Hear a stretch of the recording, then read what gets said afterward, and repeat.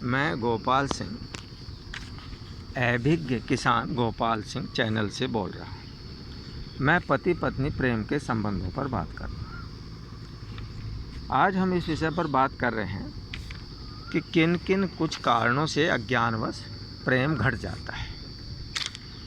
तो देखिए, एक तो हमारे कई बार क्या अज्ञानता रहती है कि हम सुंदरता शरीर में ढूंढते हैं, जबकि किसी व्यक्ति की वास्तविक सुंदरता उसके विचार है। एक बार एक फंक्शन में हम कुछ लोग बैठे थे। किसी बात पर पति ने अपनी पत्नी से कहा कि आप मुझसे बहुत ज़्यादा सुंदर हो। उसने तुरंत कहा, नहीं, आप मुझसे बहुत ज़्यादा सुंदर हो। बोले, कौन कह देगा, इतने आदमी बैठे। मैंने कहा, कोई कहे ना कहे, लेकिन मेरे पास सबूत है। बोले, क्या सबूत है, आप दीजिए। बोले, देखिए, मुझे कभी गुस्सा आ भी जाता है, आप तब भी प्रेम ही करते रहते हो, आपने कभी गुस्सा दिखाया ही नहीं, तो आप तो मुझसे बहुत ज़्यादा सुंदर हो। तो पति ने कहा, अब तो आपका गुस्सा बहुत घट गया। और बोले, घट क्या गया, आप इतने प्रेम के बादल की वर्षा करते हो कि गुस्सा खुद ही बुझ जाता है।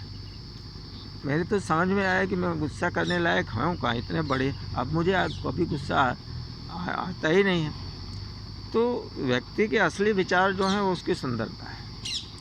तो कई बार यदि हम शरीर के आधार पर कोई सा भी एक जीवन साथी अपने आप को अधिक सुंदर, अधिक स्मार्ट, अधिक काबिल, अधिक समझदार या जो है कुछ भी यदि समझने लगता है, तो वो विचार उसके मन में आने लगते हैं और वो विचार कभी ना कभी जीवन साथी के सामने प्रकट हो जाते हैं।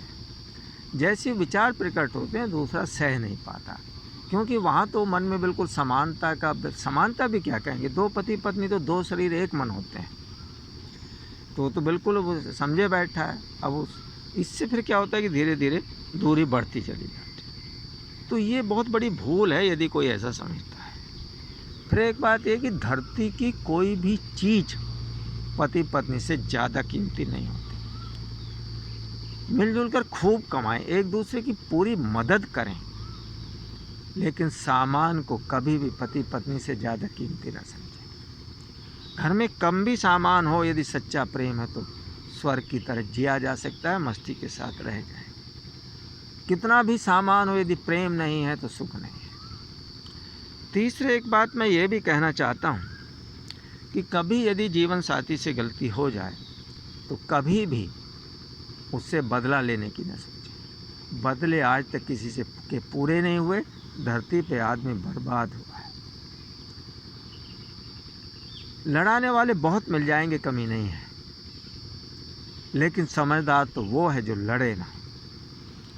और वो तो विशेष योग्य व्यक्ति है जो लड़ाने वाले से ये कह दे कि कृपया इस ब्रह्मास्त्र को आप कहीं और ही चला देना। ये तो विशेष योग्य लोगों की बात है।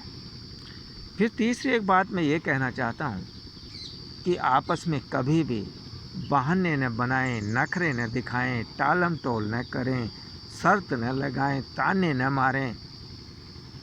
गाली गलौज तो बहुत दूर की चीज़ है, कठोर बोलना तो इंसानियत का व्यवहार में आता ही नहीं है।